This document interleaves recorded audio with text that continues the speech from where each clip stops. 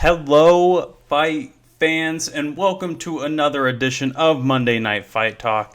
As always, I am your host, Dylan Brewski, and we have a very exciting show for you today as UFC 279. I can't tell what's more exciting. The pre-build-up to this, the press conference, the missing of weight, and then the shifting of the last three fights was just absolutely insane. The fights turned out to be pretty dang fun to watch also.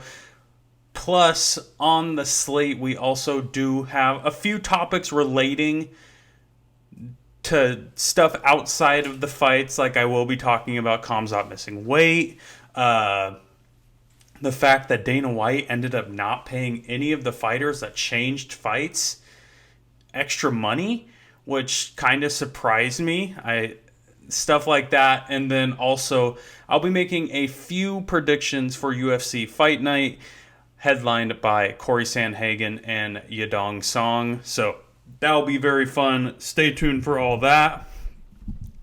The first topic I am going to talk about, though, is the fact that Khamzat missed weight by so much. I know in the post-fight press conference, or not the post-fight interview with Joe Rogan in the Octagon still, he said something to the effect that he saw a doctor while he was cutting weight. The doctor told him to quit cutting weight. A lot of people aren't believing him, especially fellow fighters, because like Neil Magny, for example, he's talked about how many fights he's had, and he's never had a doctor tell him not to cut any more weight. So I'm not saying I don't necessarily believe Khamzat Chimaev, but there is a lot of factors going against him with other fighters claiming that that's never happened to them. But we don't know the full situation. But at the same time, Khamzat should feel very, very lucky that this fight ended up staying, or this pay-per-view ended up staying together, because I wasn't 100% sure what was going to happen Friday when he missed it by 7.5 pounds. He could have single-handedly ruined this entire pay-per-view, without a doubt. Especially with how nonchalant he was about it. That's what frustrated me the most, was the fact that he just didn't seem to care that he missed weight by this much, even though he's in the main event. People are coming there not only to see Nathan Diaz, but they're coming there to see you and see you compete at the highest level. And when you miss weight like that, it kind of just seems like you don't care that much. And so that's really the only problem I had with it. But if a doctor did come out and tell him not to cut any more weight, that's a whole different story. But it's tough to... I don't really know where to stand on this subject, because I am upset at the fact that he just didn't seem to care. But if he wasn't medically cleared to cut more weight, it's kind of a situation out of his hands. So it's definitely a complicated situation. I'm not really sure which way to go on this one. But ultimately, another reason he got very lucky, UFC 279 may have been better because of this. It was fun, at least. It was very fun to watch. Every single one of the main card fights were fantastic. Maybe one-sided in some of those matchups, but still a fair fun fights to watch. We're talking about two legends going head-to-head in the main event. Tony Ferguson versus Nathan Diaz, a fight that should have happened a decade ago, you could argue, if not 5 years ago. There's been so many chances where we could have seen this fight between two great fighters that we never got a chance to see. So that was very fun. Plus, in the build-up with Khamzat and Kevin Holland, where they got into it at the press conference, and then they end up going at it in the co-main event, and then also a very fun fight before the co-main with Jing Liang and Daniel Rodriguez. That was arguably the best fight of the night, at least in terms of how close it was. It was unbelievable how close that fight was. So, all in all, I gotta say, UFC 279 actually turned out to be a very fun pay-per-view. It wasn't as bad as everybody originally, including myself. I'll put myself in that discussion too. Thought it was going to be. I thought this was going to be a serious doozy, but they turned out and they seemed to have a lot of fun out there, and it was a really fun fight night to watch, or not fight night, pay-per-view to watch. So congratulations to all of them, but let's get into some of the fights that happened. I'm going to go over all the main card fights, starting off in the light heavyweight division with Johnny Walker and Ion Cutelaba. I gotta say, I was very impressed by Johnny Walker's grappling in this fight. Once Cutelaba took him down, I thought Johnny Walker was a disaster waiting to happen, because Johnny Walker's not a big grappler. I mean, he's a very powerful striker. He's a very technical striker, but we don't see a whole lot of him on the ground. But he was able to get back up. He even attempted and landed a takedown of his own, snatched the back, and then was able to sink in the rear naked choke / neck crank. It was kind of an in-between of those two submissions, but still a very big win for Johnny Walker. Obviously, I mean, he's struggled tremendously in his last 5 or so fights, so it's good to see him getting back on the winning side of things, picking up this win over a very tough opponent, especially in something that's not necessarily his wheelhouse. Next up, Irene Aldana taking on Macy Chiasson. This was originally scheduled to be a bantamweight bout at 135. Ended up being a 140-pound catchweight.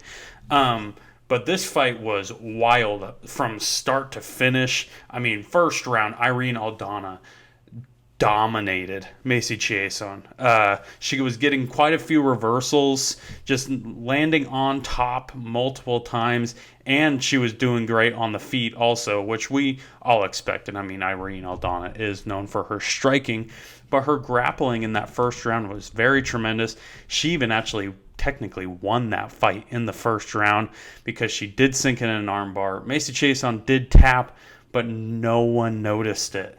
So Macy Chiasson actually got away with a tap that the ref didn't notice, that even Irene Aldana didn't notice. She didn't notice that Macy Chiasson tapped. It wasn't until after the first round where they showed it in slow motion that you could very clearly see a tap, but then Macy Chiasson got right out of the armbar immediately after. So that was a wild sequence of events in the first round. Then the second round comes along, and Chiasson dominates on the grappling for her side. I mean, she took Aldana to the ground, just controlled her that entire round, easily got the second round. So, I mean, we're either looking at 19-19 going into the third. We might be looking at 19-18 because there was a strong argument that Irene Aldana 10-8'd Macy Chiasson in that first round. The third round, though, was almost even more weird. This finish was something that I've never seen in my entire life of watching MMA. I have never seen an up kick to the liver finish a fight. It was absolutely amazing. It was crazy to watch. Just, that's not something you see all the time. I mean, up kicks are there for a reason. They are effective. I've seen knockouts where someone gets knocked out from an up kick, but I've never seen a liver kick finish a fighter off. So that was very impressive for Irene Aldana. So big win for her against a top 10 opponent. I don't think this necessarily means she's going to get a title shot. I think she does need another win or two, just because Macy Chiasson was the number 10 ranked bantamweight, where you have ladies like Ketlin Vieira, who just beat the top 5 contender in Holly Holm. You also have Juliana Pena, who actually beat Amanda Nunes. We could be seeing a trilogy fight of that in the next fight for the bantamweight title. So I think Irene Aldana is right on the outside looking in, unfortunately for her, but I definitely think there could be the possibility of her sneaking into that championship picture with one more win. So congratulations to Irene Aldana for this win in such an unorthodox fashion. And now for the craziness, the 3 fights of pure chaos that took place 24 hours before this event happened. The first up, Li Jingliang taking on Daniel Rodriguez. This fight was so insanely close, unbelievably close. And just so entertaining. Both of these guys just went back and forth the entire fight. It really could have gone either way. Before I get into what happened in the fight, I do have to give major props. Li Jingliang did the most out of all 6 of these fighters in order to take this fight. He was the only one that actually weighed in 10 pounds under what his opponent had to weigh in at, because we're looking at the main event. Tony Ferguson was going to fight at welterweight regardless. Nate Diaz was fighting at welterweight. So they didn't have to cut any more weight or weren't fighting someone bigger than them. Khamzat, his opponent, Kevin Holland, was going to fight a 180-pound catchweight bout against Daniel Rodriguez. So Khamzat coming in at 178.5 wasn't that big of a jump. So Li Jingliang weighed in at 170 and then ended up fighting someone at 180. And they both put on a show. Huge props to both of these fighters. I mean, you look at it, neither fighter really pulled away at any point in this fight. You look at the first round. Li Jingliang outstruck Daniel Rodriguez in that first round. Arguably took that first round. I believe in all 3 judges' eyes, he did take that first round. The second one was, I believe, the one that went back and forth between the judges. Rodriguez outstruck Li Jingliang in the second, but Li Jingliang secured a takedown in the second. So it was that second round was very even. Third round came along, Daniel Rodriguez outstruck Li Jingliang, most likely got that round in all 3 of the judges' eyes. Ultimately, 2 of the judges did give the second round to Daniel Rodriguez, so he was the one who came out with the win by split decision. This fight seriously could have gone either way. I'm not mad that Daniel Rodriguez won it. I wouldn't be mad if Li Jingliang got 2 of the judges on his side. I think it was just a coin flip at that point. Very entertaining fight, though, on both sides of the octagon. And now for the co-main event.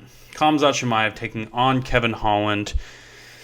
Most of the conversation involving this fight took place before, with Kevin Holland calling out Khamzat, saying that he just kind of plays to the media when he's acting all gangster, doing all that stuff. Plus the altercation at the press conference, where it sounds like Khamzat did push kick Kevin Holland in the chest at the press conference. And then just everything adding up. But once the fight started, it was virtually over. Khamzat Chimaev's grappling was just on a whole nother world than Kevin Holland's.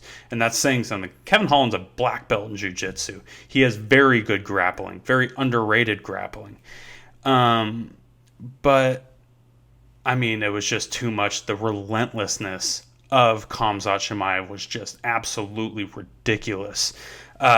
He was able to sink in a Darce choke.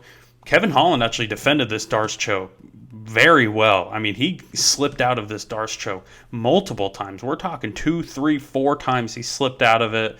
But again, just Khamzat was relentless and just kept going and kept going. Eventually, he was able to sink it in to where Kevin Holland couldn't get out. He was able to get the submission victory. So I don't want to say big win for Khamzat, because I don't really think it is. I don't think this fight really did anything for him. I mean, he got the win, so congratulations, but it really just didn't do anything for him. I kind of wish Kevin Holland could have taken this one, to be honest. But nonetheless, congratulations to Khamzat on getting another win and continuing his dominance in the UFC. And now for the main event of the evening, Nathan Diaz taking on Tony Ferguson. 2 legendary fighters in this organization going head-to-head. As much fun as this fight was, it was also very weird. It was just an oddball fight. Tony Ferguson looked to almost not be in control of his body.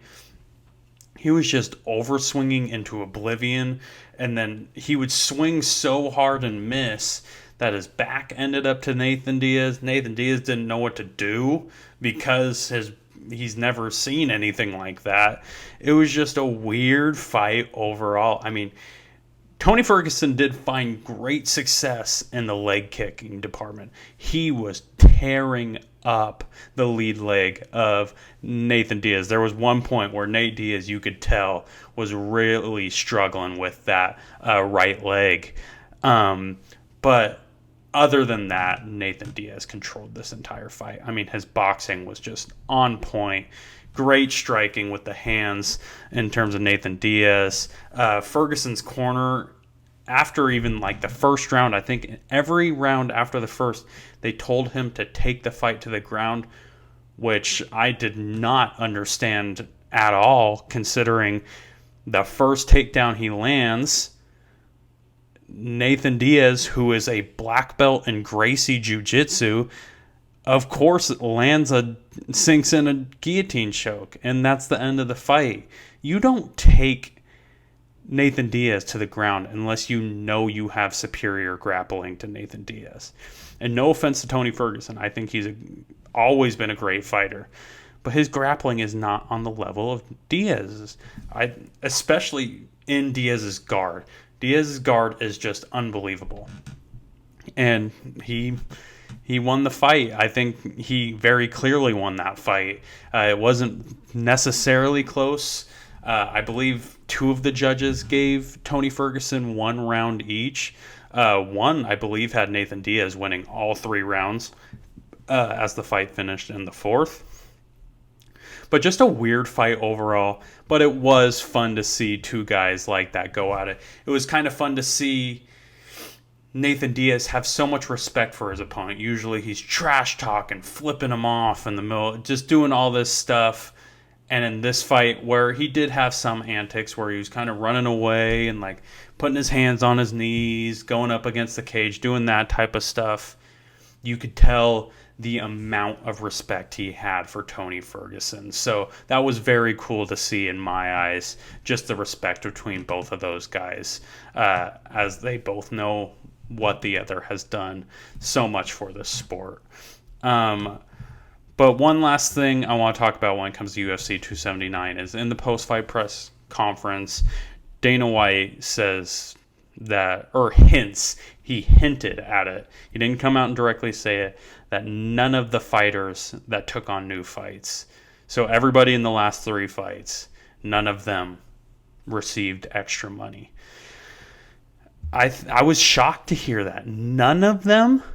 I think every single one of them, besides Khamzat Chimaev, should have gotten at least a little bit more money, because those 5 fighters saved this pay-per-view. If it wasn't for Tony Ferguson wanting to fight, or being willing to fight Nathan Diaz, if Nathan Diaz wasn't willing to fight Tony Ferguson, if Kevin Holland wasn't willing to fight Khamzat, this pay-per-view could have been ruined in a heartbeat. And to not reward these guys for that, I think is absolutely crazy. I believe that some of them got performance of the night bonuses. I want to say it was Nate Diaz got a performance of the night bonus. But still, I mean, we're talking Tony Ferguson stepped up to a bigger spotlight. Kevin Holland jumped up to a big spotlight. Li Jingliang, like I was saying earlier, took a fight against a guy that weighed in 10 pounds heavier than him. Daniel Rodriguez, I mean, he didn't have as much on the line, but still, preparing for Kevin Holland, who was already on short notice, and then getting your fight changed 24 hours in advance to Li Jingliang, where, yeah, Jingliang and Kevin Holland do fight fairly similar. It's still just, I don't know, it doesn't seem that fair to me to not pay these guys a little bit extra, minus Khamzat, because, I mean, he was the one who caused all this, so I'm not going to say pay him more. But nonetheless, it's Dana White's company, and if those guys were fine taking the fights with no extra money involved, props to them. I mean, I guess props to being guys for the business. But that's all I have in terms of UFC 279. I am going to get into some predictions for UFC Fight Night, headlined by Corey Sandhagen and Yadong Song. First off, though, before I'm predicting 4 fights, there's a reason I'm predicting these 4 that I'm choosing. But first, there's going to be some explanation on 2 of the fights. So 2 of the fights are prelim fights. But Giga Chikadze was forced to pull out of this fight. I believe it hasn't come out on why he had to. He was originally supposed to fight Sadiq Yusuff in the co-main event. I was very excited for this fight because Giga Chikadze is one of my favorite fighters to watch. Just unbelievable striking. I love Giga Chikadze. So definitely a little bummed on that part. But honestly, this is a very good card. So this doesn't ruin anything per se for the integrity of this card. I think it's still a great card. But the reason I'm doing the 2 prelim fights is, one, with the first one I'm going to talk about, it's Aspen Ladd versus Sarah McMahon. That's 2 top 10 bantamweights. I would probably talk about this fight regardless. But also, I am going to talk about Damon Jackson and Pat Sabatini. The reason I'm choosing these 2 fights, aside from the top 10 bantamweight matchup, is because I see these 2 fights more than likely. One of the 2 will be the one to jump to the main card. So I'm just going to give a little preview for each of these fights, because I just don't imagine Sadiq Yusuff getting another fight against someone in under a week's notice. So I imagine that fight will just be pulled from the card completely. It hasn't been officially announced that it's going to be pulled from the card, but I imagine that it will. So first up, like I said, I'm going to be talking about Aspen Ladd taking on Sarah McMahon, 2 top 10 bantamweights in the women's bantamweight division. The veteran Sarah McMahon looking to stay hot, coming off a fairly dominant win over the young up-and-comer Carol Rosa earlier this year. She kind of just dominated her with the grappling the entire fight, where Aspen Ladd will look to come back and try to reboot this ascend in the rankings, because she got all the way into the top 5. She was looking terrific, and then she dropped 3 of 4. She really struggled. She's 1-3 in that stretch, like I said, dropping 3 of her last 4. Both ladies are very talented grapplers, but I would say Sarah McMahon is the better grappler. I mean, she is just an amazing wrestler. But I do think Aspen Ladd has a huge advantage on the feet, as she is a little bit more well-rounded. I think this is going to be a close fight, but I do think Sarah McMahon is going to get this fight where she wants it. She is a control beast. She gets the fight where she wants it, and she doesn't let you get back up. So I'm going Sarah McMahon to win by decision. Next up is Damon Jackson taking on Pat Sabatini, another amazing grappler matchup between 2 gritty veterans. Both of these guys haven't had a whole lot of fights in the UFC, but they have had a lot of professional MMA fights. I believe both of them have over 20 pro MMA fights in their career.